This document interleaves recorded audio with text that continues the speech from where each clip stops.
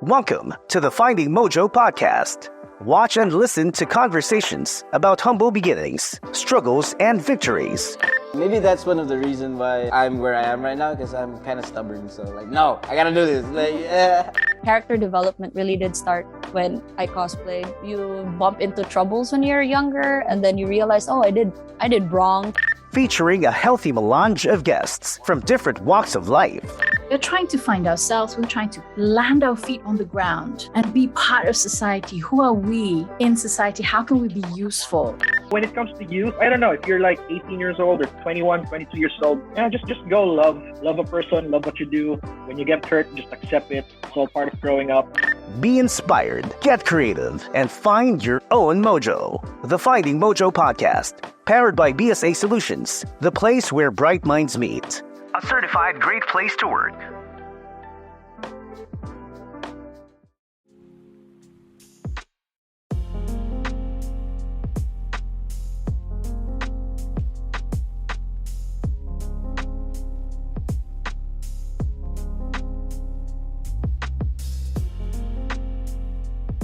Hi everyone, and welcome to another episode of the Finding Mojo podcast. We are brought to you by your friends from BSA Solutions. My name is Nico. Hope all is well with you. This episode, we are at Lost Books here at Capitol, and we have our special guest here. Of course, he pretty much manages the place with his investors. Yeah, my and co-owners. Your co-owners and everything. We're going to talk about that and a whole lot more. I know a lot of you are curious where Lost Books is, but we're going to get to it, of course. Let's welcome to the podcast. We have Donald here on the Finding Mojo podcast. Hi, Donald. Hi, Nick. Here's the thing. Donald Villamero, we haven't seen each other in 2 decades. Yes. I didn't even know that we were born the same year. I thought you were like 2 years ahead of me. I didn't even realize that we were born. The last time we saw each other was in school, right? In school, In for your sure. JR. For sure.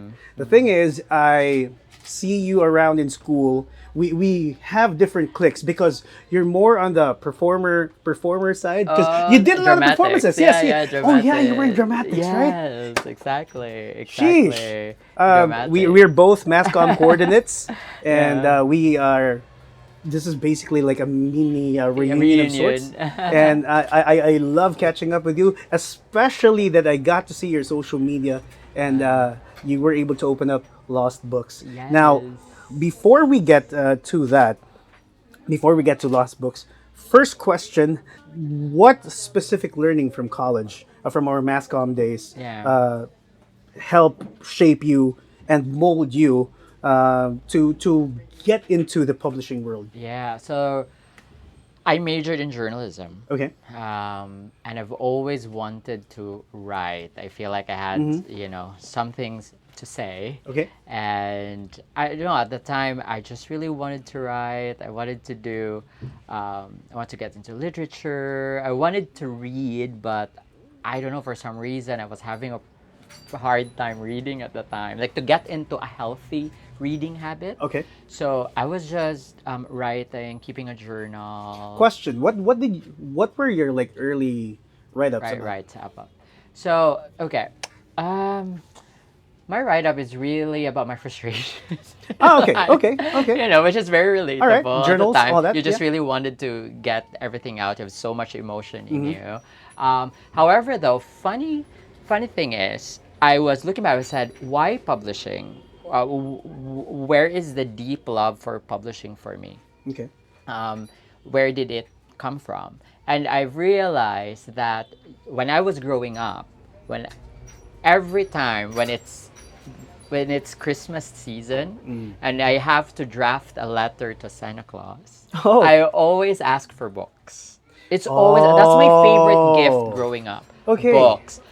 Because books also are very expensive. True. Oh my God! At the time, in the 1990s, books are so expensive. Of course, especially the Disney books. Oh, Disney books, yeah, for sure. So it was really a pain, a frustration for me because my parents could not keep up with the books and Right. how expensive they are. So only during Christmas time when they have extra money that I can request for it, getting books. So the more the all the more you got excited Yes. when the season came. Yes, and also if I cannot and I really want book, so I have you know those notebooks as a kid Uh-huh. that you don't use anymore. So after schooling, Okay. you still have a notebook that you only use like what half or a few Oh, yeah, pages yeah, only, for sure. right? Yeah. So I turn that into my book. So I draw on them. I put some dialogue. I put basically a story, so they've become my book. So Okay. in a way, and I heard this recently. Your calling. If you want to know about your calling, it's in where you were not really hurting, but your childhood pain, like where that rooted from. That's where your calling So is. that was your pain point, not being able to get as many books as you can Yes, and like exactly. anytime, and now you I'm have surrounded your own by space. You're it. surrounded by books. That is amazing. You breathe your frustration or what have you into life, and now Yes, you were able to get exactly. it. How does that feel? I mean, just being here. Looking at it, still from time to time, I'm like, I feel so blessed. I feel so lucky to be able to do this, to be able to do this full time. It feels so good, of course. It feels so good, but especially, I feel like if you go to the big bookstores, Okay. you don't necessarily see as much books by regional authors. True. That was always my frustration, that our local books are not accessible to us. So right now, before opening the bookshop, there are 3 ways where you can get local books. So number one, through the university. Yeah. Like you have to go to a certain school to have access to them. Okay. Right? Second is the authors personally. Yeah, personally. Personally, and you can order books from At them. least you get dibs. You get dibs. Yeah, true. Once the book is out, Right. dibs. And third is you have to be part of a very close-knit writing community or writing group. That's where you have like access to them. Other than that, it's very hard. It's not accessible anywhere. It's not in the big bookstores. So there was that frustration already. Like, we should have our own, like an independent bookshop that focuses on Visayan culture, Visayan literature, and also aside from that, we really wanted to bring in a bookshop. We wanted to put up a bookshop that the books inside are well curated. Oh yes, and that's what I also realized. I really thought that once you get in here at Lost Books, it's all like local books. Apart from the local books, apart from the local books from local authors and everything, you also have like a great selection of classics. Apart from that, Of fiction, nonfiction. fiction, nonfiction, and there are valuables here. Matter of fact, there is a collection of Shakespeare books from 1825. Yes. Yes, you heard that right, 1825. But that's not our And that's oldest there. book, actually. That's not your oldest book? Our oldest book here is the really? smallest one. You can see that. Okay. It is 217 years old, published in 1808. Wow. What's that book? So it is Spice of Life, a book about a priest. It's called Vicar of Wakefield, published in Sweet, London. man. Then beside that is from the 1812. But you're right, we just recently acquired that, the full volume works of William Shakespeare from great. the 1825. Some of the words there where some of it's like magic, right? It ends with letter C, but that still has letter K. K. So they haven't dropped the letter K yet. So Sweet. why we wanted to bring in so much history is we want to show people that there's again so much history in books, and also culturally, Filipinos, we're very oral. True. Yeah, that's how we tell our stories through the oral way. So we don't have probably our ancestors. they've written somewhere, probably in a leaf or something organic that will disintegrate. May have been lost somewhere. Yeah, lost somewhere. So yeah, so we wanted to show people that there's so much history in books. We even have here before a reprint of the facsimile of the original Noli Me Tangere manuscript Sweet. with Dr. Jose Rizal's penmanship and annotation. It was consigned to us by a Braziliana book collector.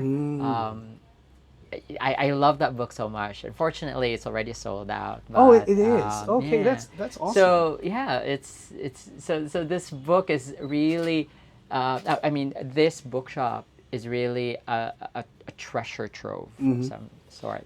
There are even books that I didn't even know. Oh my God, that we have. Or it's always a surprise what book that comes to the bookshop. Okay.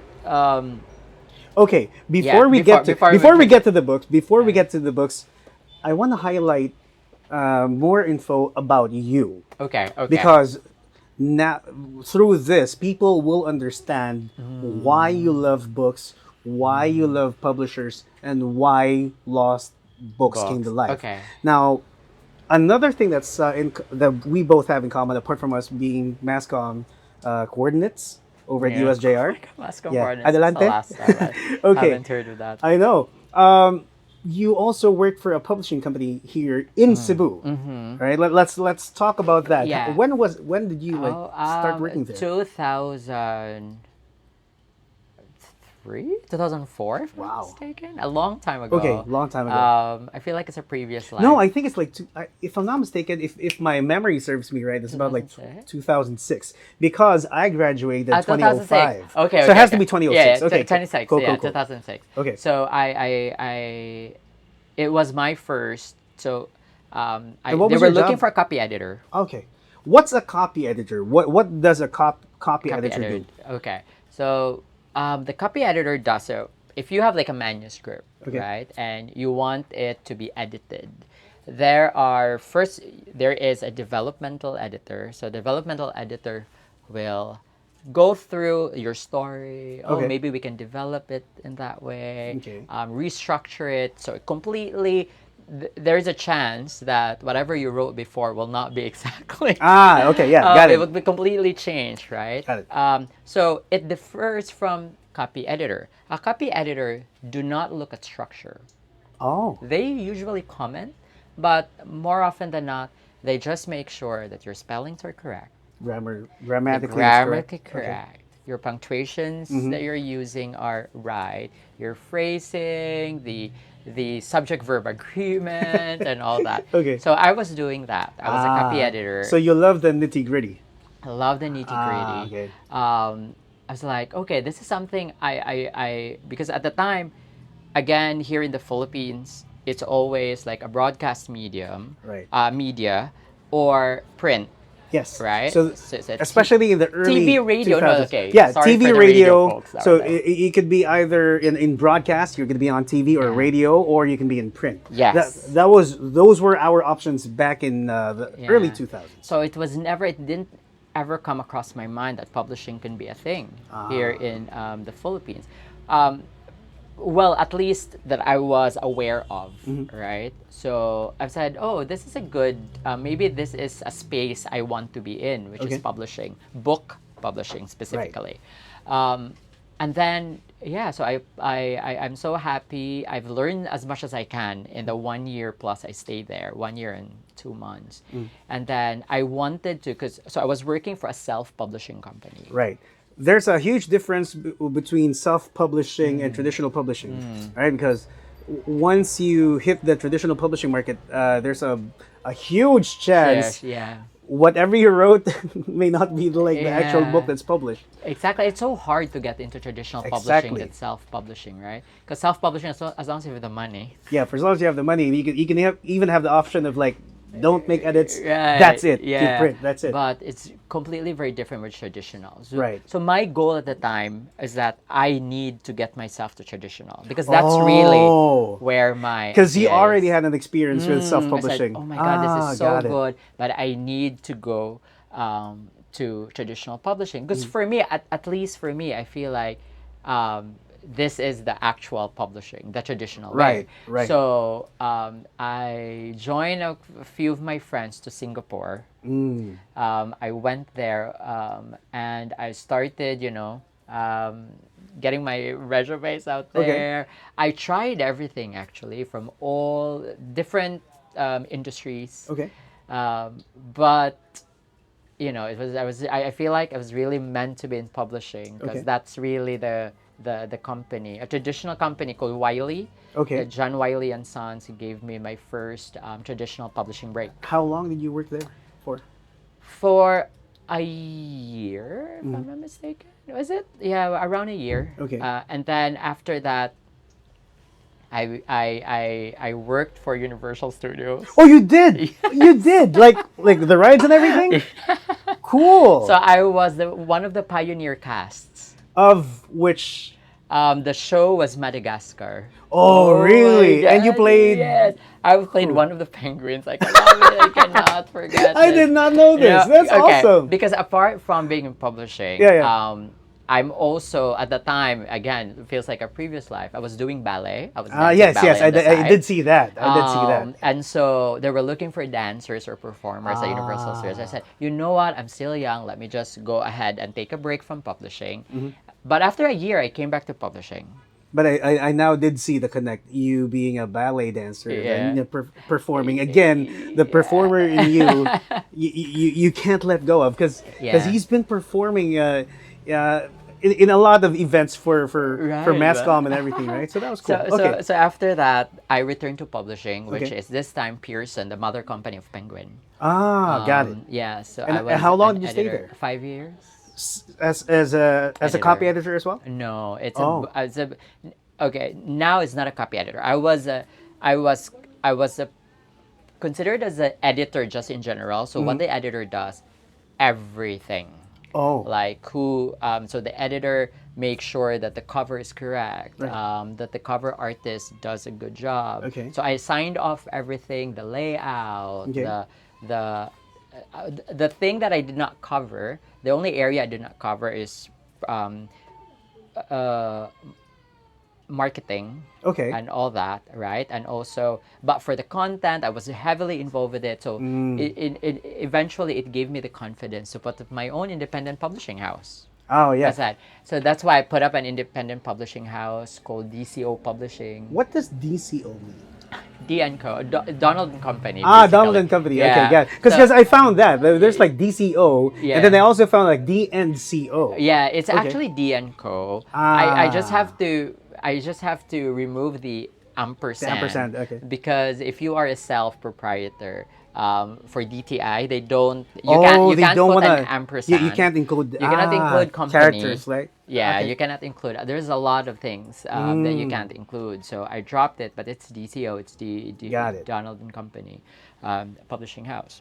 So when you had like DCO, how many books were you able to like put out there? I think we were able to publish 3 or 4, if I'm not mistaken. Nice. Mostly children's books. Were you in Singapore at the time, or were No. you already here? I was already here. Which year was this? 26. I put up DCO 2018, but I went home here 2016 Ah. because I said, at the time I was like, I've already learned what I can in Singapore. I wanted to create an independent publishing house. Got it. In Cebu. So when I had a chance to do it in 2018, I was like, oh my God, this is really what I wanted to do. But after some time, like after 8 years, 2024, I was like, maybe, I need a breather. I feel like I'm starting to get burned out and all Right. that. So I went to the UK. Oh yeah, I did see this. I went yes. to the UK I stayed there for 3 months with my brother. Okay. My brother lives there. So, and I started to, hop. My favorite thing to do there is independent bookshop hopping. Oh. So I went to the hole in the wall kind of Oh, that bookshops is that they awesome. do. Even the big bookshops. I also went to Edinburgh. I was able to see all their beautiful bookshops. I said, maybe we should do something like this in Cebu. I've always wanted that. And then I went to the London Book Fair. Okay. And when I went to the London Book Fair, I went to the Philippine booth. Okay. And I also... By the way, question. Yeah. How do you get access to these kinds of events? Is it like free for all? Like No, you have to pay. Okay. You have to pay to get into I it. thought it was like a per invite basis or No, something. no, Okay, no. but you just have to pay. Yeah, you just and then have you'll to be pay. able to get it. Yeah. Okay, got it. So All right, continue. you go. I went into, and then I kind of was a little. I was happy that we have representation in international book fairs, but I didn't see as much regional authors again. And I was like, we have to do something about that. So, and in the first world country, and also in time immemorial, the independent bookshop's role is that it's really where the community gather usually. Correct. And it is there to promote local literature, local perspectives, and all that. And I'm just so sad that we don't have. So at the time, like this was last year, I said, where are our independent bookshops? I'm sure there were before, but they were all closed down. I said, maybe we should put it back. And then, of course, the idea where the rent is expensive. Yeah, of course. And do people actually still read?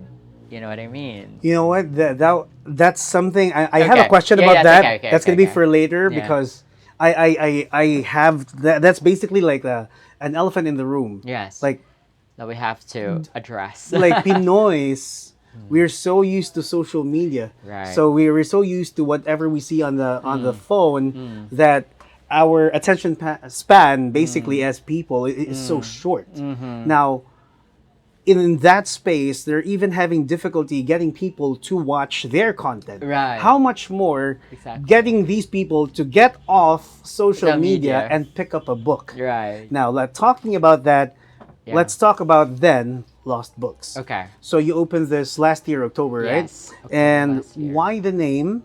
And let's talk about the humble beginnings and the people that helped you Yeah. put up Lost Books. Right. So why the name? It's because there is, at the time when we set this up, there's no independent publishing house. Right. Sorry, independent bookshop. Right. So in a way, our last independent bookshop is lost. So that's why we have to find it again. Right. So we wanted initially to name the place the Lost Bookshop, but it's too long. So and also since our local books are not accessible easily, so in a way there's also lost. So now it's a lot of uncovering them and putting them to the light to the people. So that's why it's Lost Books. And what I love about the concept is that once you get in, the first books you actually see are books from our local authors. Yes. And that's something I have to commend you for. Thank you. Because little did I know that you have an international section here. I They're not I there. really thought it's all exclusive, like local, Yeah. local books, local authors. That's all you feature. But then Yeah. you also have international books, but they Right. are at the end, at the back end. Yes, exactly. Like once you get in front, you see the local authors, you see their books and everything. It's very intentional. Very intentional. Okay, cool. This was opened October of 2024. Yeah. When I read up a little bit and when I dug up a little info on you, I did realize that this was actually a bank or like an ATM. This is an ATM vestibule. Which ATM was it? Do you remember? I don't know. I think it's Allied Bank, if I'm not mistaken. Oh, okay. Yeah, I think so. I think it's This the Allied used Bank. to be. This used to be a big a big bank, Ah, right? And because of the cool. pandemic, they have to close down. Yeah, yeah. And so the owner of the building was looking for. So they put, the walls here and said, maybe we should look for someone or organization that can do like a business here. And then, so we proposed, a friend of mine, we proposed that to turn it into a bookshop. So we're so happy that they love the idea. Right. But their first question was, can you make money? Like, I mean, you're renting here, but we also like really want to make sure that you guys Can keep up with can the keep rent and up. everything. Okay. Yeah, because like, are you sure it's going to be something? Maybe it's more of an eating space, more of a cafe, but No, it has to be more about books. It Right. has to be a bookshop, a proper functioning bookshop. But since we allow people to read here for free, that's a thing about the bookshop is that although our books are for sale, we allow people here for free because we don't want money to be an issue why someone cannot read, True. or that someone cannot consume knowledge. So, and then when they're like, okay, I'm gonna read there, maybe I can just like order coffee. So yeah, we just have like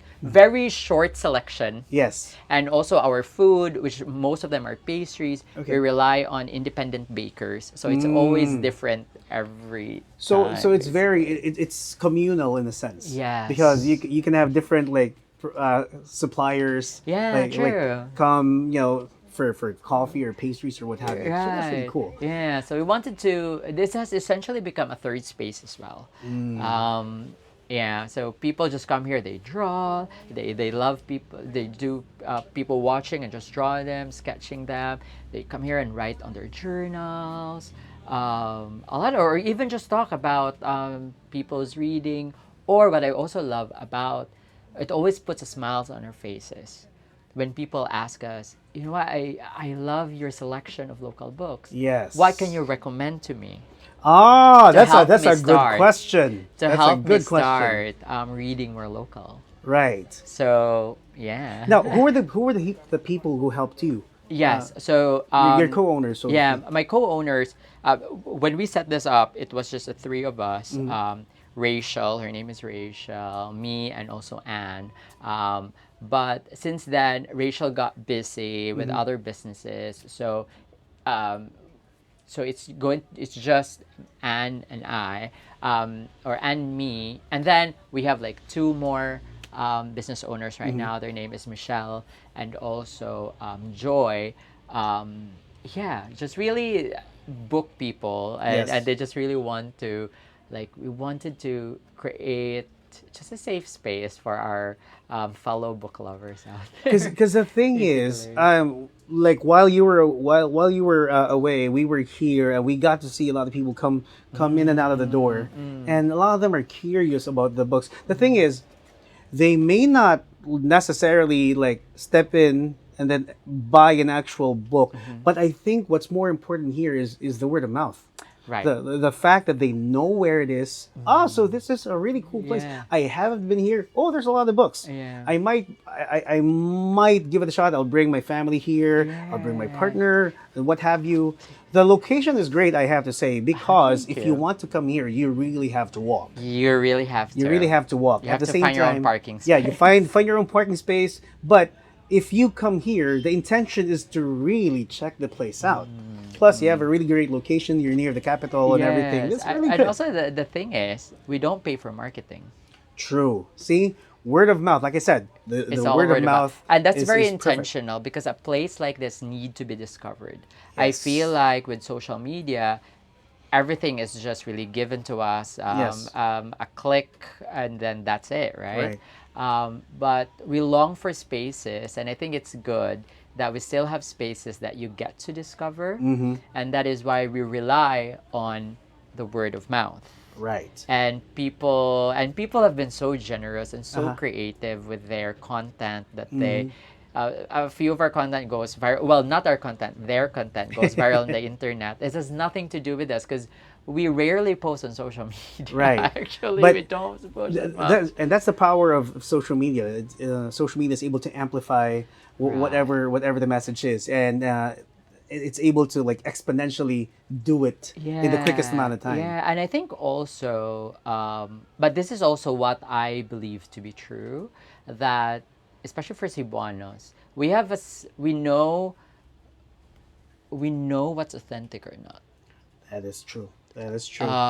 And what we see as authentic, we really, as a community, come together. we go all out and Yes, support the cause. Oh my God, there are, like, for example, there is a certain book that someone is looking for, and then we look at probably like Shopee, right, and said, oh, this book is here. Why don't you just order? Because if they're going to order it from us, we have to put in Yeah, you have to put it 20%, extra. Yeah, of right? course. To- Of course. And You then have to make profit. yeah, and then they always say, no, we'd rather pay more and support you guys. Oh, that is sweet. That is That sweet. is it. I was like, wow, that is so cool and That so is amazing. that is so cool. Um, Now, yeah. let's talk about. Of course, now we've touched about lost books and everything. What are some of the challenges that you have as an independent bookstore, Yeah. marketing wise? There's, if you really think about it, Yeah.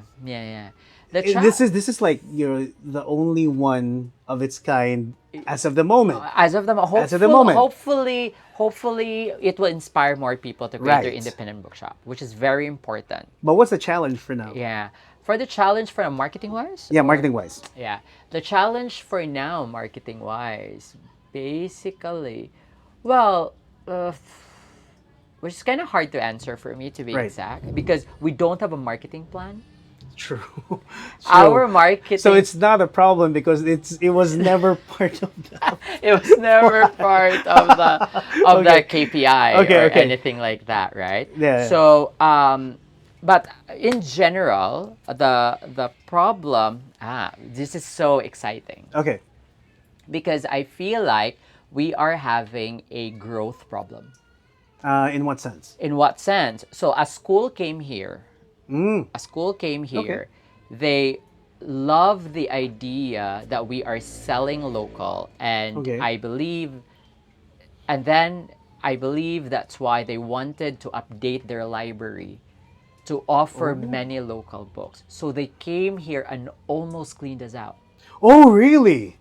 That is amazing. So now the challenge there is that our local suppliers, the university presses, the Right. self-published authors, they Right. can't supply, Ah. they can't give you a reprint. a reprint right away, Ah. where's that money where would that money come from, and all Right. that, there's a lot of, because these are all just new, but there's a thing, like, since opening the bookshop, we've created, I believe, we have created maybe not much demand, but there's is a slowly it's built, the demand is growing. I mean, And- if they were able to clean up shop, then that means the demand is really there. Yes. You created a demand. You turned a want No. into a need, pretty much. But I feel like that demand has always been there, but it's now amplified because we're here. But it has always been there, I think.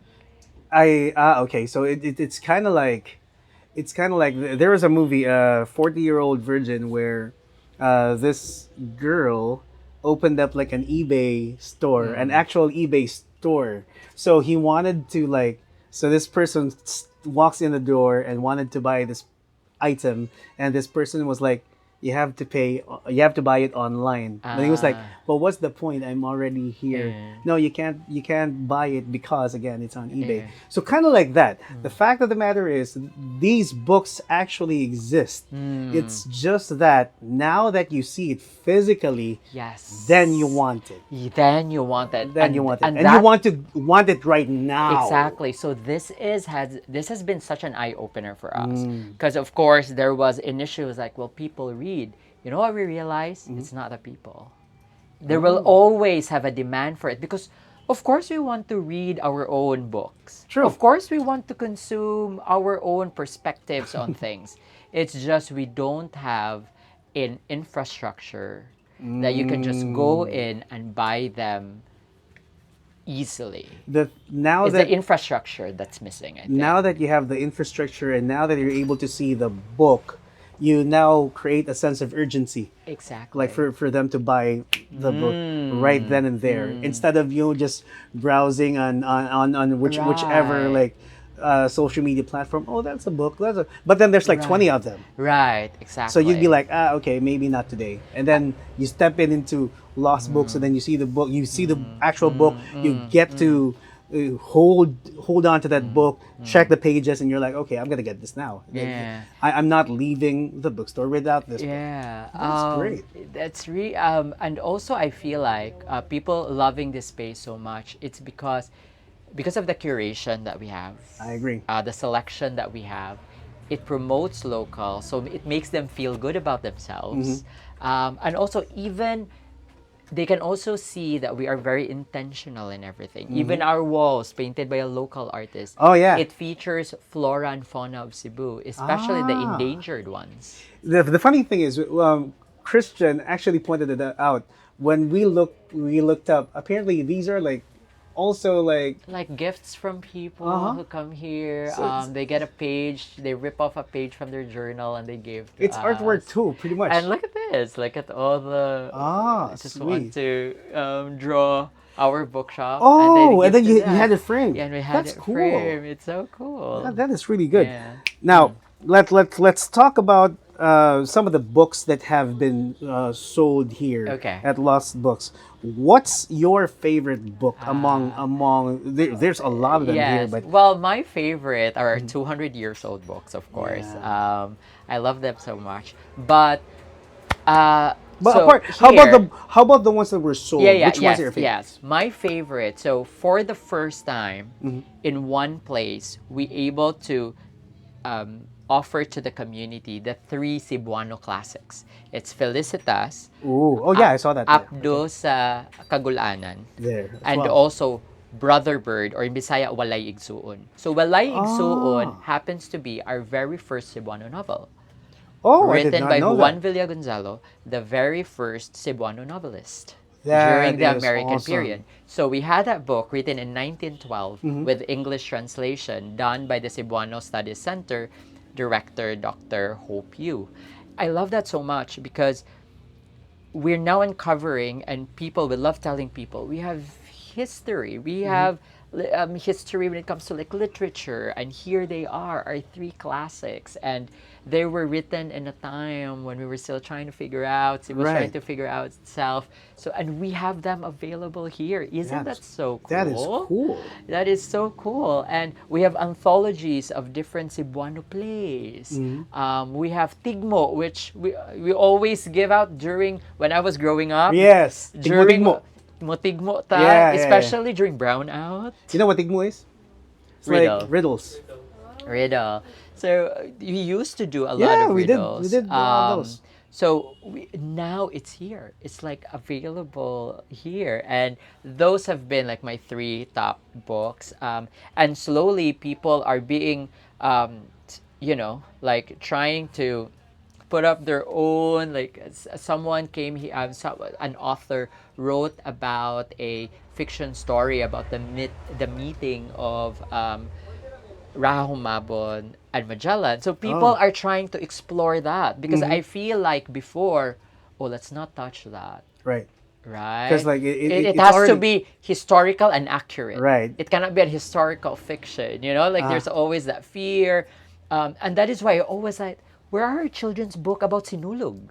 Yeah. Where are books about different angles of Sinulog, which is quintessential Cebuano True, culture? true. So where are they? Where are they? Not many people writing about them. So I hope we will, and that is what we have been encouraging writers to. Just write something about it. Also, with you here, I think you can also give them like best advice on like how to do the publishing, Right, exactly. that aspect, because you can Exactly. always write, Right. but as to how How you're you going to publish it, navigate how you the navigate through the yeah. process of the publishing, then of course you can also give great insights on that. Mm. Now, let's talk about this. It's so hard.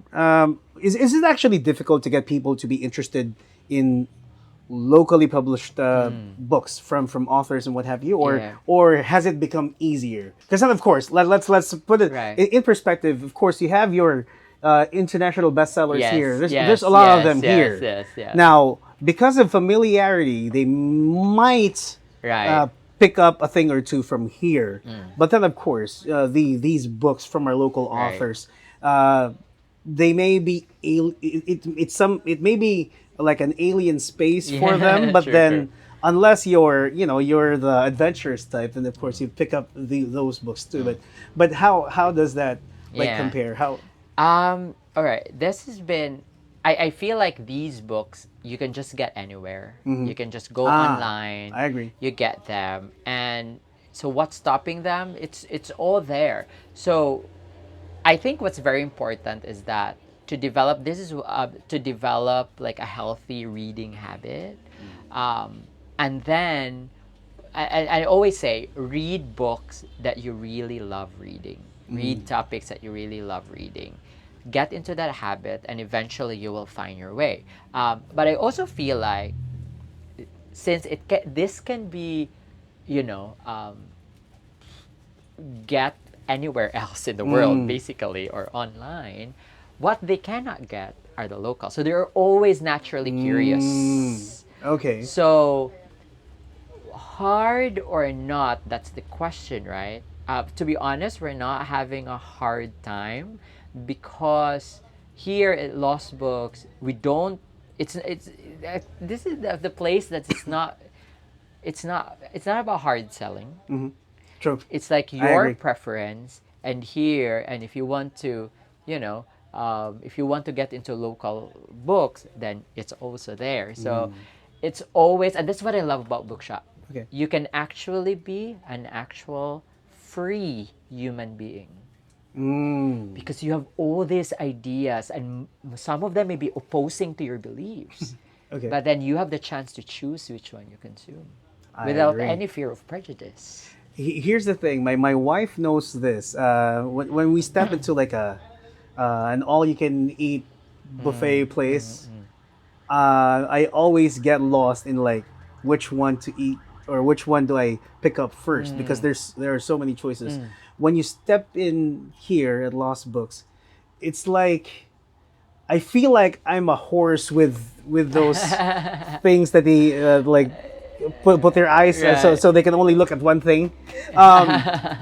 Here you can actually look at the books and experience the books and everything. And like you said, since it has sections, whichever ones you want to pick, you don't have a lot of distractions. Right. So you can just focus on the books. And also I feel like for example, right? If you hate what Dan Brown always talks about, for example, you can just go through a certain page and you see, it's either you validate, you see, that's the reason why I don't like it. Or, oh my God, this is quite interesting. So this is what I love about books, is that whatever it is, you could never like judge it until you explore it, like maybe read a few pages. Like you're always able to give something or a book a chance, which we sometimes we lack, you know, with people. That's It's actually right. that's true. Like, to your give them just your a first impression. That's it. That's Yeah. it. But here, you know, it would be nice if someone. Can you imagine if we just give someone just 5 minutes? We understand where they're coming from. It's not for me. That's it. But you give them that respect of space. Like you can exist while I exist too. And this is what I love about books so much. That is great. That's Yeah. great insight for everybody out there. Yeah. Now, let's talk about this part of Lost Books because I did see this on socials. You also have collaborative activities Right. with local artists and organizers. If you're here, if you get to be here at Lost Books, you have to understand that the place is small. Very so that means it's easy to fill. Yeah. Which is the advantage. Yeah. It may be small, but it's easy to fill. Now, what kind of events have you put out here? Mostly something about books. So book launches, Okay. book talk, book conversations, and all that. But we also have different people have been like very creative. Hey, can we make a crochet or a painting, watercolor painting workshop, maybe here inside or that's cool. outside. People can just go. People cool. can just do it. And then every third Sunday, we do a roadside market thing. No, we just allow any vendors basically, and mostly so they can, like- creative entrepreneurs just here at our side and just do, sell something. We just allow them. And it doesn't necessarily have to be books. Yeah. Oh, no. cool. Yeah, mostly flowers. People Oh. really love flowers. Yes, and because of that, people have been messaging. Are you also a bookshop / flower shop? Oh, okay. Which is good. Which is good. That- Which is that's- exciting. Maybe that's a good bookshop to put up someday. But that's again, that's part of the communal aspect of your of lost books, basically. So when you get the community involved, they also pitch in ideas that Yes. might actually work, or they just Exactly. want to belong. They just Yes. they just want to have an avenue where they can belong, Yeah. that they can coexist, and all that, because they think and then they believe that what you're doing here is really great. And it's for the community. And again, it's for the community. It's really for them. That's definitely true. Now, I myself, I will admit this. I am a book snob.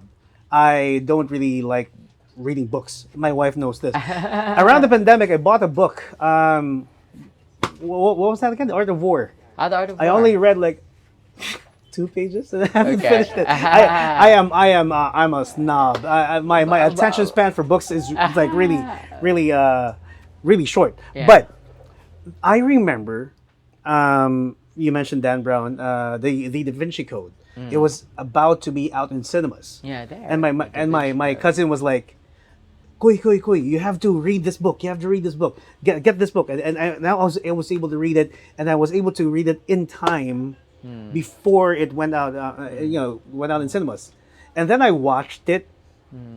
I don't know if it's because the quality of the DVD was bad. But I enjoyed the book so much more. So I was like thinking, for book snobs like me, which books, if you could recommend, would be like perfect? Well, I would say though, again, read books that you're just really naturally interested. Do not read books.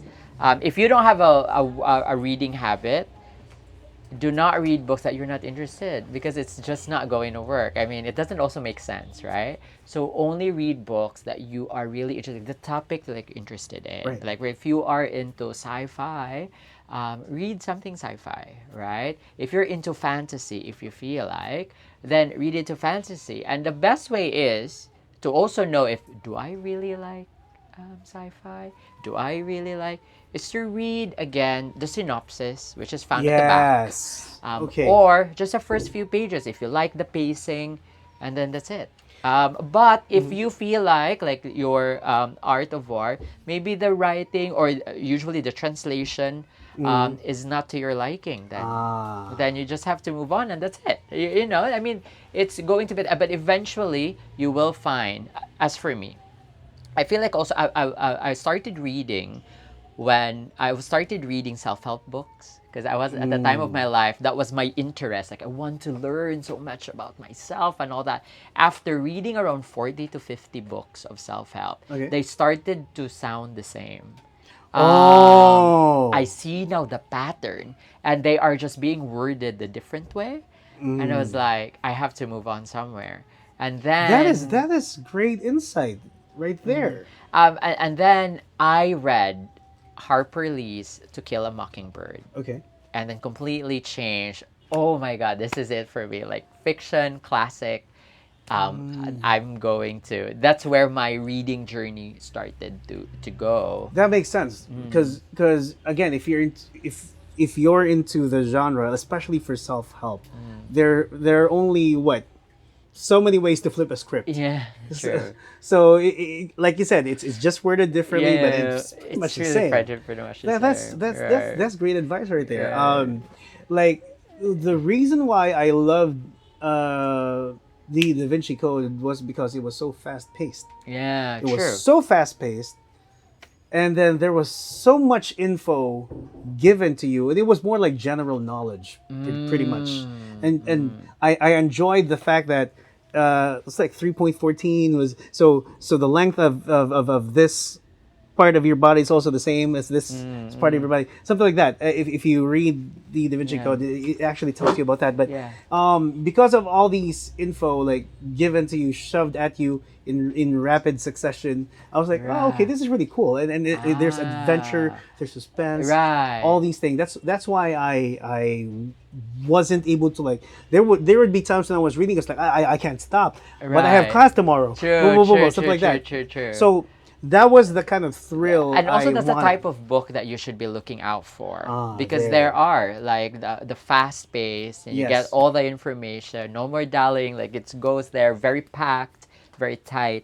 Then that's just the type of books I'll I need to think. look for a book like that. for a book like that. Okay, Yeah. cool. That's gonna be something I'm gonna be looking out for in the future. Then, in the future, in the future. I didn't even say today, but you know what? The one book I wanted to see, and I think I'm gonna pick up before I leave here, is one of those Cebuano books. Oh yeah, you should. Because I remember in our MASCOM days, we had a Cebuano journalism class, Sir Buenaventura. Oh my And God. the thing God bless is, him. we had it talked about like Cebuano terms that were used for broadcast. Right. It would either in radio, TV, or print, and it's ludabi. I don't remember the term, but it's blah blah blah blah, and then ludabi, B is binisaya. But so basically, like terms or phrases they use. Have you, maybe Yel, can you get the book Cebuano Radio? Yeah, Cebuano Radio. Yeah, I did see that. Yeah. Ah. Gabby was able to pick it up. Yeah. And then there was another like Cebuano conversation. It even had like an audio. So here we go. I wanted to show you this book, guys. So this is, let me see, broadcast news in Cebuano. So this book, especially if you guys are into like in the broadcast media, or be it in radio or in print. I know it's so hard to feature these kinds of books these days because not everyone uses ludabi anymore. But if you are into the words that Leo Lastimosa uses, that's it. It's here. Broadcast news in Cebuano. Really good, man. I think I'm gonna pick it up, or that other one, the conversational Cebuano, which is, I think, a lot of the kids need to read or experience because, wow, kids nowadays, when they talk, they have an English accent. Yeah, true. It depends on whichever videos are being shown by the moms and dads and what have you. I remember our middle child, Maven, growing up, she had like a British accent. A British accent because she was watching which one? High Five. So kind of like that. So I wanna be able to have that conversational Cebuano going for her because she can speak the language, but she sounds so awkward. She sounds so awkward. So that would definitely work. I think I'm gonna pick it up. Now, here's the thing. I'm so curious about this because Donald here apparently is one of the few people in my circle that has credits in IMDb. Do you know this? IMDb. The International Movie Database, IMDb. Yeah. So, how did you get into like the movies and all that? So I was fresh from Singapore. That was in 2016. Okay. I think we know this person, Jill. Oh, Jill Noah. Okay. So she hooked me up for a production assistant job. Okay. For a film that she's helping produce, and I was like, okay, I want to be it. That was my first entry. So I got a PA. This international movie. What was the movie again? 100 Yards. 100 Yards. Yes, 100 Yards. And then after that, the people that I knew from there, like, oh, we're also going to be doing this movie. Would you want to? So after 3 movies, it's like, that's it. Like, but no, not anymore. I can't go into the movie. So the first movie was like 100 Yards, and you were a PA. Now the other two, did you have like an on-screen? Yeah, role? for one Bisaya film, I had like a very cameo role. It was fun. Wait, which movie was this? The Magbuwag Ta. Okay. With Medyo Akiko. Maldito. Yeah, Akiko Solon. Salon. Yeah, Medyo Maldito. Yeah. That's cool. Yeah, How was it's it? cool. How was it? Because you were a copy editor. You did ballet. You performed in Universal Studios, and now you're performing in front of the camera. How was that? No, I welcome that with open arms Yeah. because that is that's the creative industry Right. that I haven't been a part of. Exactly. That's why I wanted to highlight this. Yeah. Because you have to understand that there's so many Theater, facets to I this. did it. Yes. Of course, performance of theater, I did it. Dance. Yes. Basically, You did I a lot of dance. Did, yeah. Singing, let's just not get into it because I don't know how to get to sing. But I was exposed to it because I'm in theater and performing, right? So I Right. was exposed to it. But it's film and actually radio. Come to think of it, Oh yeah. You haven't had. I haven't had. So I feel like I wanted to see how that space is going to work or Okay. how is it really inside, Okay. and I wanted to be a part of it. And I'm so happy, but it's just I've realized just really not for me after the third movie. No. But I love the fact that you put yourself out there. Yes, You know, of course, you- which is so important. Yes. Yeah. That I which is I think important for everyone. If you're given the opportunity, don't always say no. Yeah, There's true. always give it a shot. Yeah, true. I mean, if it's not something that you don't, if not something really to your alley, then thank you. Like, thank you Right. for the opportunity. I've learned what I can, and then that's it. Then we just have to move forward. But the important thing is you give yourself a chance. I think it's very Right. important to finding your mojo. I like that. Right. MassCom graduate there. So we are gonna segue into BSA Solutions. Now BSA Solutions, we basically have a lot of virtual assistants. Yeah. We cater to a lot of Australian clients, a little bit of the U.S. But then that's pretty much the nature of the job. Now BSA means build, scale, accelerate. Now Donald, as someone who's in the publishing world, someone who owns a bookshop, someone who also supports local authors, get the word out there about their published works and what have you. What advice can you give these authors, existing authors, wannabe authors, those who are already in the process of publishing their books? What's the best advice that you can give them so they can build, scale, and accelerate their careers as authors? Okay. Here's what I'm going to do. Here's what I'm going to say. I preface it by saying we can only do so much, Okay. right? And I think it's very important if you are an author. For every Elizabeth Gilbert out there, there's 200,000 more writing the same thing and never get the spotlight, never get a movie like Eat, Pray, Love. For every J.K. Rowling, there are hundreds and thousands more trying to get their name out there, trying to get their book to be read by people outside of their family and friends, but they never got into. Because the funny thing is, some of them, they just keep these books to themselves. Exactly. A lot of them, actually. A lot of us, especially the author, I think, thinking, oh, maybe this is a great story. I'm going to be I'll have a movie out of this someday, or I'll become a bestseller.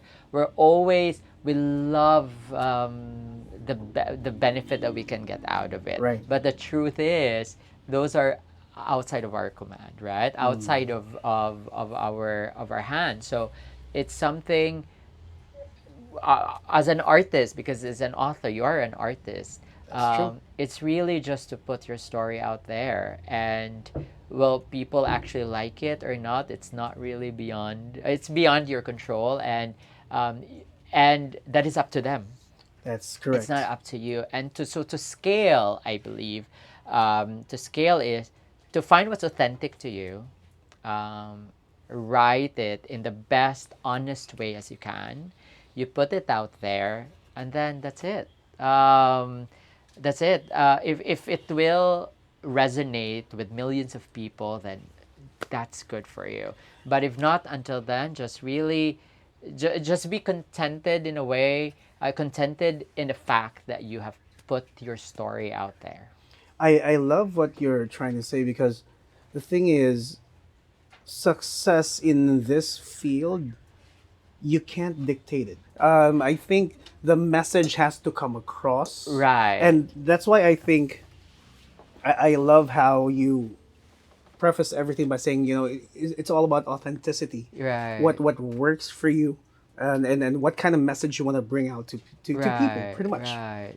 Although I also understand if you say that to an author, it's not sexy at all. Yeah, Like, yeah. just putting my word out there and that's it. That's enough. Like, you know. And I have to just define my own success, but I want to be blah blah blah blah. But that's so hard, though. Think about it. Do you really write a book and then the end goal is to become the next J.K. Rowling?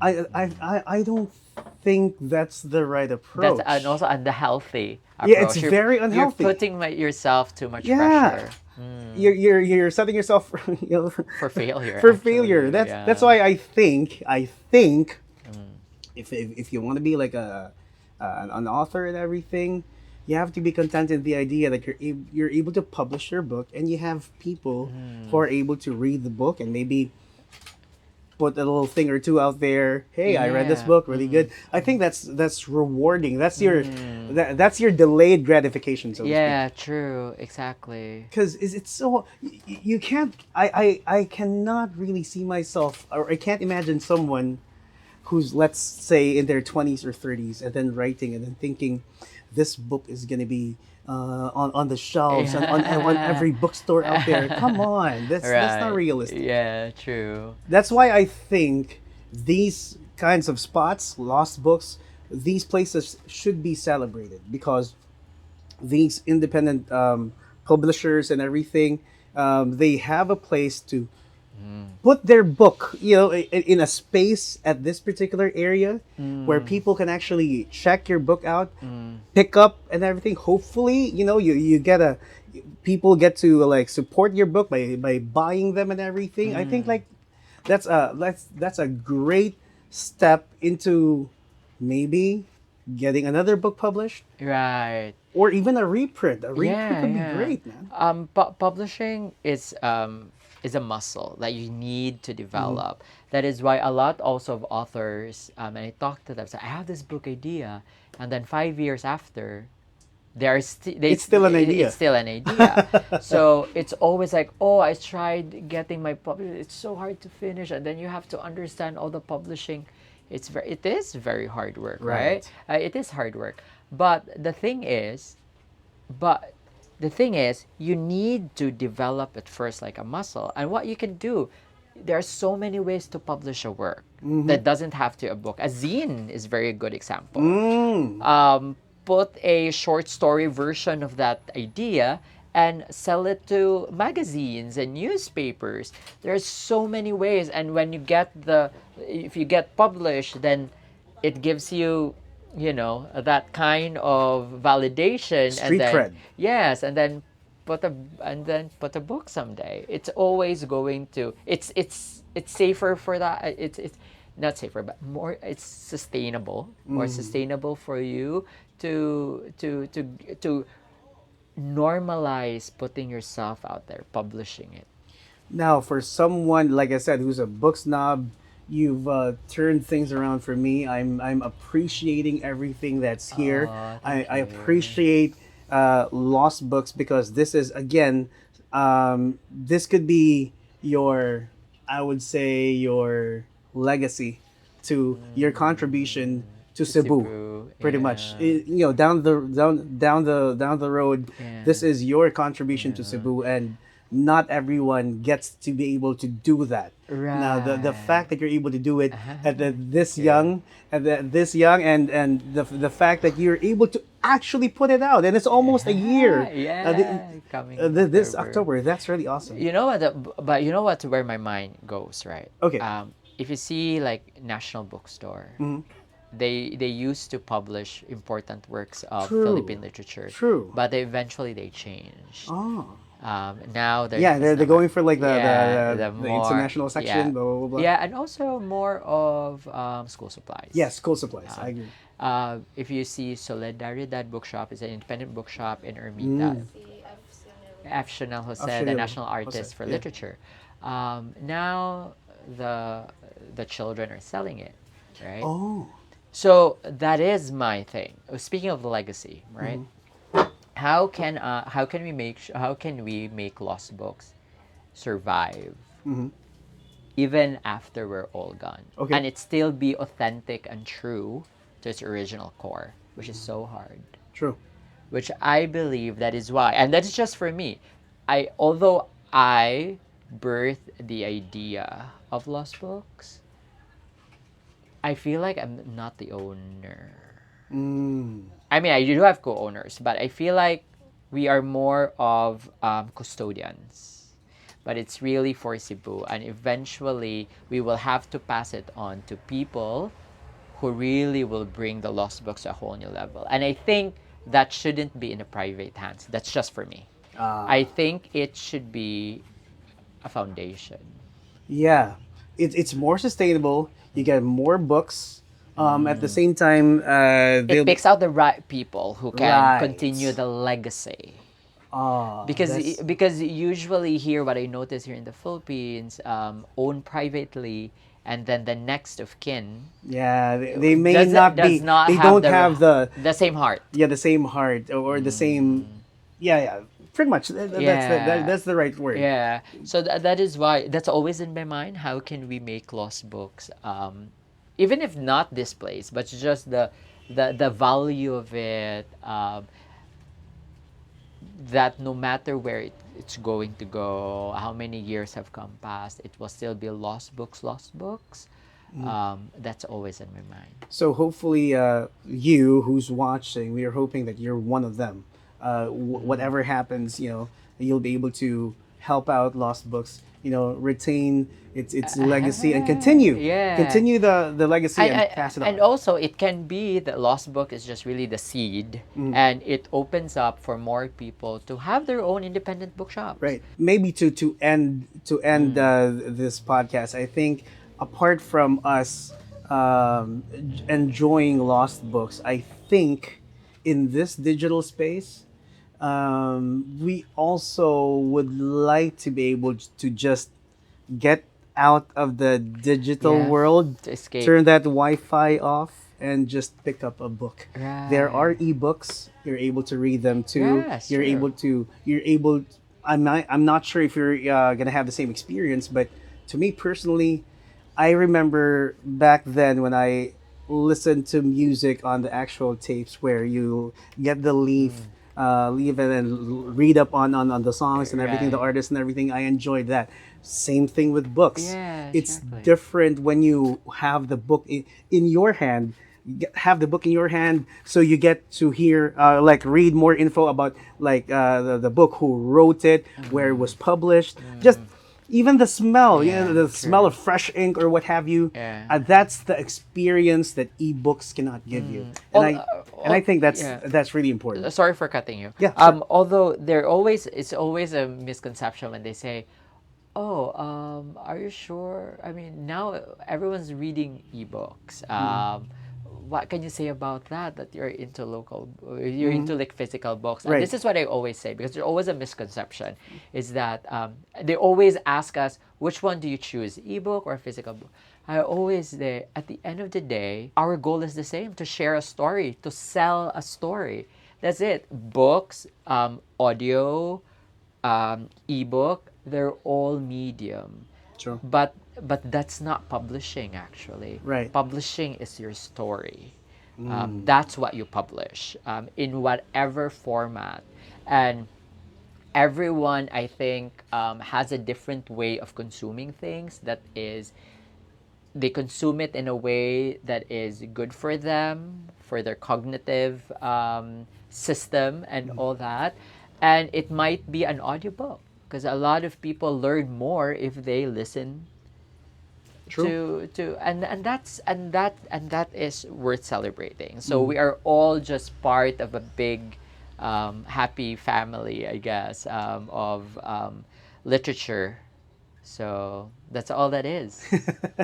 And with It's that, never a competition or anything like that. that is true. Or canceling one out over the Oh yeah, other. yeah, definitely. That's not the point. The point is we just want to be able to, like you said, Yeah. amplify, be able to share your experience, share your story, get it out there, get people to read up or listen or what have you. The Right. important thing is there's knowledge transfer. Yes. There you go.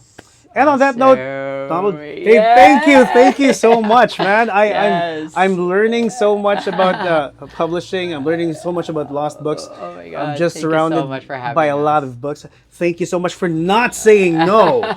Of Hey, yo, course, of course. I appreciate this. It's like a mini reunion for us. Yeah. Thank you so much. Please give yourselves a round of applause. Our staff here at Lost Books. And everyone, all our staff here at BSA Solutions. As for me, this has been another episode of the Finding Mojo podcast. We are brought to you by your friends from BSA Solutions. This has been Nico.